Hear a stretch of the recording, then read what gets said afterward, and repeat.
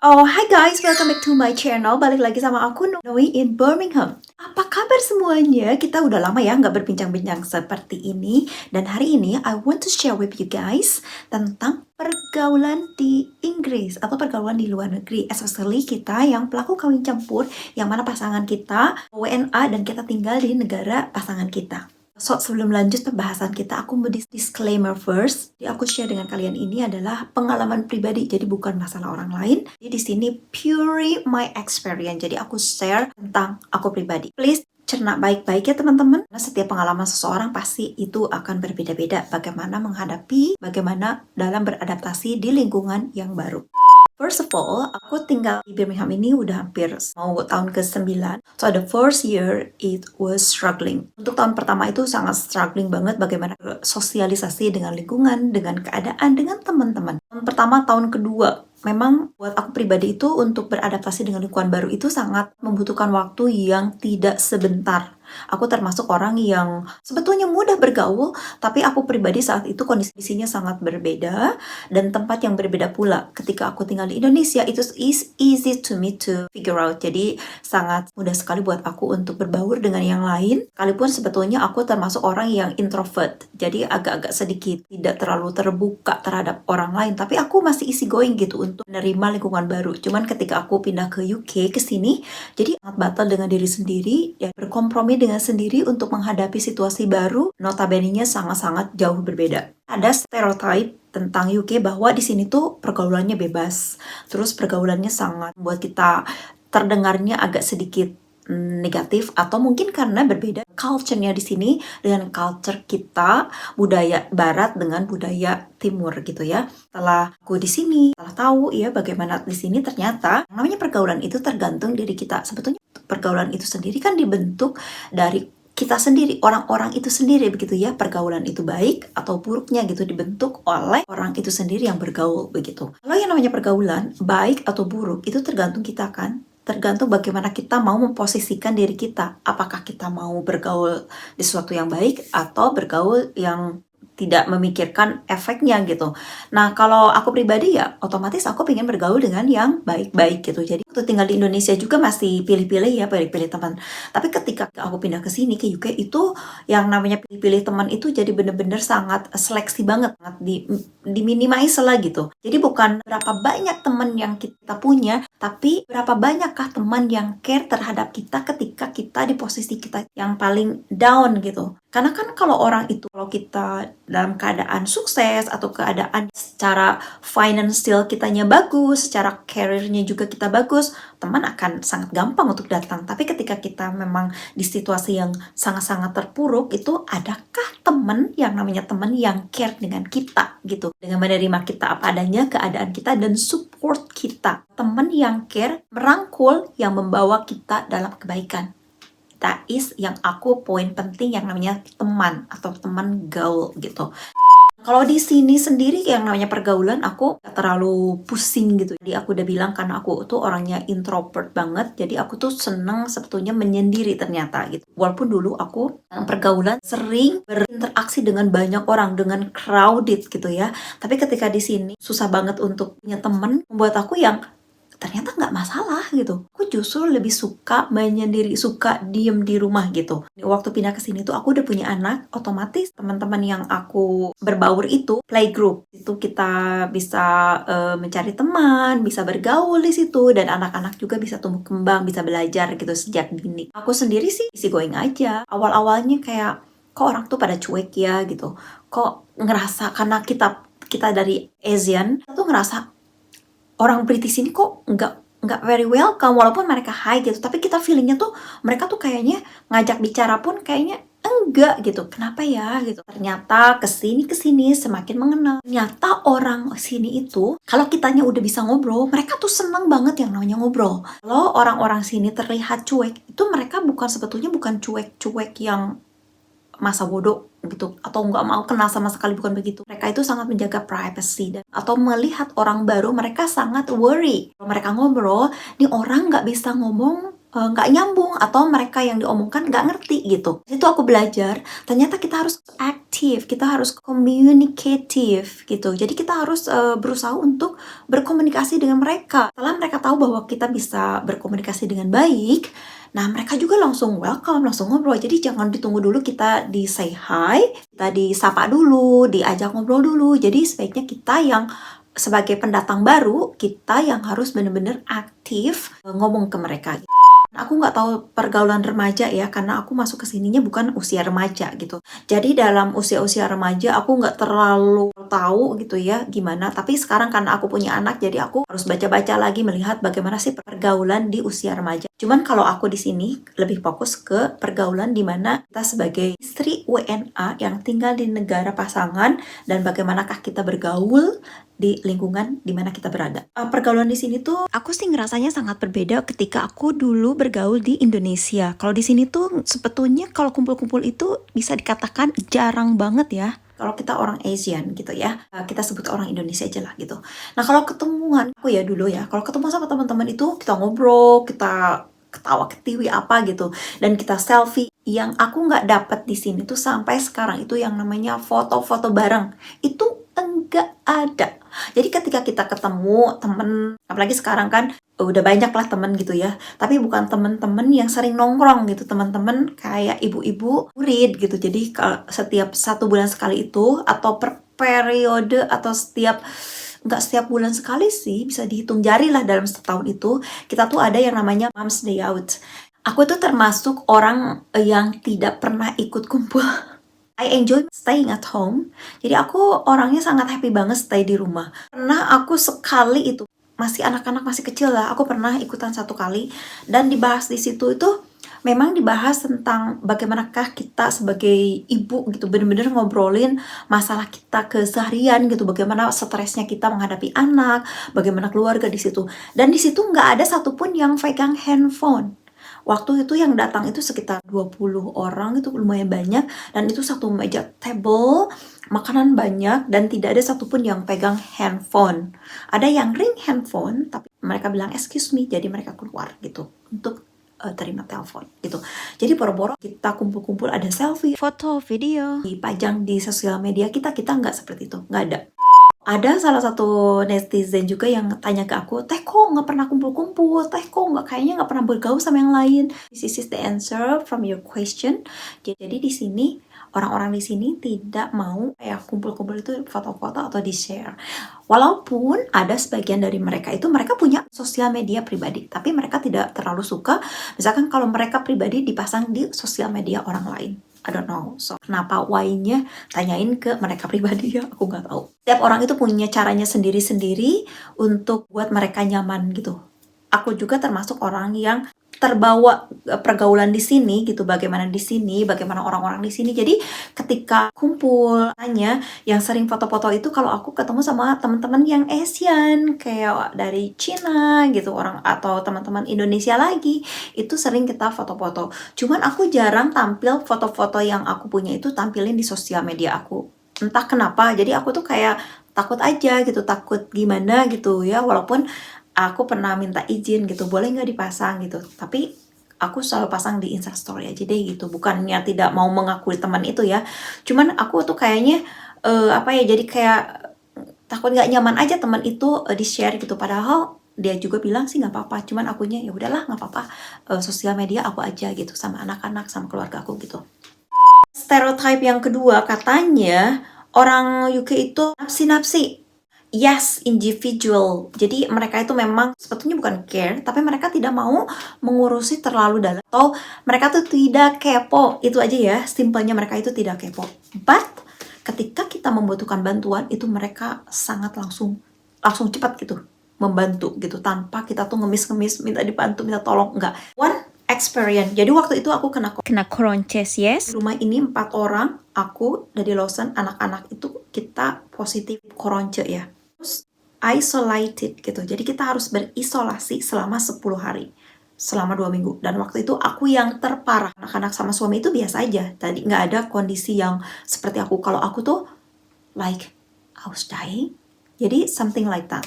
Oke, tapi nggak apa-apa. Alhamdulillah ya selama udah 2 minggu itu recover. Dan teman-teman di sini, lingkungan di sini, aku udah cuma di grup gitu ngasih tahu kalau aku isolasi mandiri. Ternyata ada yang, oh ini Noi, aku udah simpen di depan pintu nih buat pengecekan saturasi kondisi kita gitu. Nah, beberapa tetangga ini kan dokter. Terus ada teman juga yang, Noi itu makanan udah di depan pintu. Terus, oh gimana anak-anak, gimana apa yang kamu butuhkan, kamu calling aku gitu. Jadi mereka tuh nggak ada yang setiap hari yang harus perhatiin atau gimana. Tapi ketika kita butuh mereka tuh langsung datang. Bahkan teman-teman Indonesia juga aku ya gitu kirimin makanan gitu. Itu sesuatu yang oh my god, wow, aku pikir mereka cuma cuek. Jadi kalau ketemu pun kayak di rumah gitu ya lingkungan ini, kalau ketemu cuma hi, good morning, hi alright. Jadi cuma gitu-gitu doang. Tapi ketika kita memang ada keperluan, mereka langsung sigap, mereka langsung bantu gitu. Kemarin aja yang baru aja ya, Kakak Duta sama Monica bulan ini tuh mereka ulang tahun ya. Dan aku tuh ngadain party. Monica yang agak-agak butuhkan tenaga yang ekstra karena di swimming pool tuh makanan nggak ada, jadi itu tuh hanya disewakan di ruangan aja. Sementara untuk makanannya, untuk dekorasi semua itu kita yang nge-range. Dan aku nge-range sendiri, mulai goodie bag, snack, makanan, semua aku order sendiri. Suami tuh hanya tahu beres aja gitu. Aku nggak minta bantuan sama sekali ke suami, begini enggak. Minta bantuan tuh pada hari H-nya aja untuk nyiapin makanan gitu, untuk sub makanan. Dan di situ aku ada kendala. Jadi kendalanya adalah waktu swimming pool itu aku nggak baca kontrak bahwa anak di bawah 8 tahun itu harus disupervisi sama orang dewasa. Dan aku tidak I didn't inform the people to come over with swimming suit and with a lot of things gitu. Ada yang bawa swimming suit kan, anak yang hadir itu 23 orang. Dari orang tua yang ada semua tuh nggak ada yang bawa swimming suit karena nggak ada informasi sama sekali dari akunya gitu sebagai host. Di situ aku merasa I felt guilty. Jadi aku merasa bersalah banget. Aduh, harus gimana itu. Semua orang yang datang itu tidak menyalahkan aku. Kalau kita tuh ngerasa ya, kalau ada orang yang ke kita tuh gimana gitu, semua tuh nggak ada, semua tuh berbahu-bahu. Udah, orang tua tuh, udah kita cari solusi aja. Oke, berapa orang yang kira-kira bisa menyempatkan masuk ke kolam? Ada yang beli baju, ada yang beli baju renang, karena di situ kolam renang kan dijual, ada baju-baju renang, ada beberapa yang beli baju, ada yang tinggal deket di situ, jadi mereka pulang dulu dan calling saudaranya buat ngedrop baju renang atau baju yang biasa masuk air lah gitu. Akhirnya semua sorted out finally. Jadi semuanya tuh bergotong royong udah selesai karena itu 2 jam, 1 jam itu untuk swimming, 1 jam untuk makan-makan untuk acara. Udah, akhirnya satu masalah udah selesai, udah. Terus udah selesai swimming, anak-anak happy, udah masuk kita ke ruangan lah, udah ganti, udah semua masuklah ke ruangan. Di situ kita harus ngatur 23 anak ya dengan makanan gitu ya. Aku nggak mau minta ke ibu-ibu yang lain tolong bantuin, enggak sama sekali. Aku nggak minta bantuin di situ. Pokoknya sebisa mungkin tangan sendiri, dan suami aku minta ke suami aja pintu. Tapi semua orang tua itu pada yang Noi, aku mau bantuin apa? Noi, aku mau bantuin apa? Noi, aku yang waktu. Semua itu pada ngebantuin. Noi, aku bantuin ini. Oke, Noi, ini. Semua itu dalam waktu bersama itu, semua dekorasi, lilin, segala macam itu, semua itu dibantuin sama orang tua anak-anak gitu ya. Orang tua anak yang datang gitu. Itu tuh aku ngerasa, oh my god gitu. Oh my god, aku terharu banget gitu. Aku yang ngerasa bersalah banget gitu. Ngerasa yang tadinya nggak berpikir negatif, yang aduh nanti aku sendirian, nggak apa-apa, karena aku udah terbiasa bahwa di sini tuh kalau kita masih mampu ngerjain sendiri. Kalau misalkan orang ada yang mau bantu, aku very welcome. Jadi aku waktu itu masih bisa sendirilah, nggak apa-apa gitu. Walaupun aduh boro-boro guys, ada aku pegang foto ya gitu untuk kamera segala macam. Buat serve makanan ke anak-anak aja itu dengan tanganku sendiri untuk 23 orang itu aku nggak punya gitu, nggak kepegang. Untungnya orang tua semua tuh pada inisiatif sendiri, dan ngelihat aku cak cicik sorangan gitu ya, cak cicik sendiri tuh mereka udah gitu dibantuin. Akhirnya pesta pun meriah lah gitu untuk semua. Dan aku pun selalu minta maaf dan thank you gitu ke mereka ya.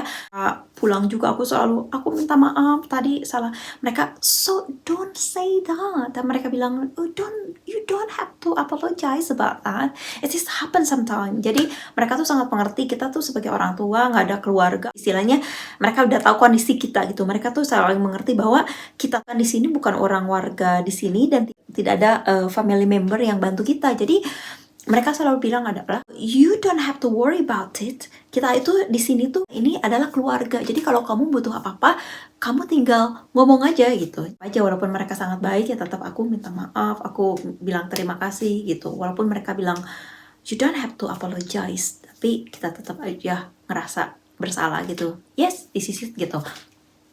Dan yang kedua itu di pestanya ulang tahun kakak duta. Pengalaman Monica itu yang sangat-sangat crowded banget. Pesta kakak duta itu ya udah, pesta kakak duta itu aku sewanya yang bener-bener yang include semua gitu, venue-nya yang venue, dekorasi semua, pokoknya aku nggak mau tahu, tinggal bayar aja dan aku tinggal bawa cake, cuman itu aja. Pestanya kakak duta itu semua berjalan mulus dan orang tua tidak perlu untuk standby gitu untuk nungguin mereka. Jadi tidak perlu dijaga sama orang tua, yang penting kita minimal 2 orang untuk supervise mereka gitu, untuk sebagai kita perwakilan dari mereka, tapi ada beberapa guys juga yang jaga di lokasi begitu. Mereka drop, mereka pulang dan nanti 2 jam kemudian mereka ambil. Itu yang ulang tahun kakak duta. Semua teman-teman juga nawarin gitu. Sebelum mereka pergi gitu, mereka ngedrop, terus mereka pergi kan. Datang ke ulang tahun kakak duta itu sekitar 16 orang, jadi nggak terlalu banyak, nggak seperti Monica. Semua orang tua anaknya hadir itu, mereka semua nawarin pertolongan gitu. Nanti butuh apa? Kamu butuh bantuan nggak? Aku bilang nggak usah, karena semua udah tercover gitu. Jadi nggak usah lah, nggak apa-apa. Oh thank you. Jadi mereka bilang, pokoknya kalau kamu butuh apa-apa, kamu tinggal calling aja, kita daerah sini kok, kita nggak kemana-mana. Butuh apa-apa, tinggal calling aja, tinggal call aja. Dulu juga sama ya, nggak hanya sekarang, dulu aja setiap aku ada party atau ada acara namanya menyangkut anak-anak gitu ya, kayak party, setiap orang tua seperti itu. Jadi ketika kita ada mistake, miscommunication atau something happen lah gitu yang tidak diinginkan, mereka itu tidak pernah memberikan look yang nyalahin kita, yang bikin kita down. Tapi mereka tuh nggak menyalahkan aku yang gimana sih, mereka tuh berbahu-bahu mencari solusi bagaimana supaya acara itu berjalan dengan lancar, semua happy gitu. Tentunya yang aku worry justru, to be honest ya, berbaur dengan orang luar itu menurut aku itu sebetulnya lebih easy ketimbang dari teman-teman yang dari asal negara sendiri, jujur. Karena kita udah tahu gitu, orang luar itu bukan orang yang masa bodoh gitu, tapi mereka care, tapi kita nggak perlu kepo gitu. Sementara kalau orang Indonesia itu, khususnya aku sangat hati-hati sekali gitu. Aku share ya satu pengalaman, aku pernah diblok sama orang gara-gara suamiku itu kan orangnya sangat to the point. Orangnya yang suka take a piece itu membuat kesal di sini culture-nya begitu gitu, suka take a piece. Jadi membuat kesal orang atau gimana lah dengan candaan-candaan itu. Nah, ada salah satu orang Indonesia, aku pernah dikenalin dan kita ketemu, dan David ini suka nyeletuk-nyeletuk ngomong A, B, C, dan segala macem. Si orang ini nggak suka, akhirnya ngeblok aku taunya dari temen gitu. Nah, si itu nggak suka, bukan nggak suka sama akunya, tapi nggak suka sama pasangan kitanya gitu. Akhirnya dia nggak mau ketemu lagi deh gitu, including aku akhirnya gitu. Itu aku nggak apa-apa. Sekarang kalau aku ketemu teman-teman dari asal Indonesia, misalkan kalau ketemu sama suami itu suka agak worry, takutnya nanti culture di sini kan berbeda dengan orang Indonesia gitu. Kalau orang Indonesia itu kalau mau ngomong itu masih ada kayak, aduh nanti tersinggung nggak ya, aduh nanti kalau ngomong begini gimana, masih ada kepikiran seperti itu. Sementara orang-orang sini tuh nggak ada pemikiran seperti itu. Jadi mereka itu mengucapkan apa yang mereka pikirkan, mereka tahu, mereka ingin katakan gitu. Itu terlepas kamu tersinggung atau enggak, mereka nggak akan berpikir seperti itu gitu. Nah gitu aja sih, kalau aku enaknya lebih enak sama orang luar gitu, lebih pergaulan lebih simple dan nggak kepo. Nah sementara kalau ketemu orang Indonesia, aku masih selalu mikir apa sih yang harus aku ngomongin. Jadi kayak ada hambatan, aku nggak tahu ya, aku feelingnya ada suatu tembok atau apa gitu yang ngebatasin gitu. Aku harus ngomong apa tuh masih harus disaring gitu. Jadi kayaknya aku tuh nggak bisa lepas bebas ngomong gitu. Karena takut itu, jadi ada ketakutan, takut ngomong salah, takut ngomong begini-begini, akhirnya jadi belepotan gitu. Akhirnya nggak punya banyak teman orang Indonesia gitu. Jujur aja di sini aku nggak punya teman-teman banyak gitu, orang-orang Indonesia bisa hitung jari gitu. Gitu aja. Karena mungkin aku sih ngejaga itu aja, ngejaga perasaan aja, takutnya ada kata-kata dari aku atau pasangan aku yang memang tidak berkenan di hati gitu, daripada nanti bermasalah lebih baik mundur aja dulu deh gitu. Hati-hati gitu sebelum aku melangkah lebih jauh gitu. Itu aja sih teman-teman ya, pergaulan, bagaimana kita bergaul di luar negeri. Khususnya kita, pasangan kita itu WNA, ya namanya bergaul ya kita, maupun kita mau di luar negeri, kita mau di Indonesia juga atau di Asia, dimanapun kita berada, yang namanya pergaulan itu tergantung kita pribadi. Kita mau baik ya bergaulah dengan orang-orang yang baik. Kalau kita tidak mau terjerumus dengan hal-hal yang negatif, bergaulah dengan orang-orang yang selalu berpikir positif dan selalu orang-orang yang kita anggap bahwa itu nyaman buat kita gitu. Karena jujur aja, kita nggak punya family support here, jadi kita tuh kadang-kadang harus punya cara gitu, cara gimana untuk deal with this situation, with this condition. Jadi kita tuh harus benar-benar bisa beradaptasi, bisa berkompromi dengan diri sendiri, dengan lingkungan di mana kita berada gitu. Kalau aku sendiri untuk pergaulan, aku orang yang bukan susah bergaul, bukan tidak bisa bergaul, tapi aku termasuk orang yang sangat selektif banget dalam pemilih teman untuk bergaul gitu. Aja ya informasi tentang pergaulan kita di sini. Teman-teman, begitu aja video kali ini, and thank you so much for watching. Semoga video tadi bermanfaat buat teman-teman, dan definitely we will see you again in the next vlog, and have a good day. Take care. Love you all. Bye.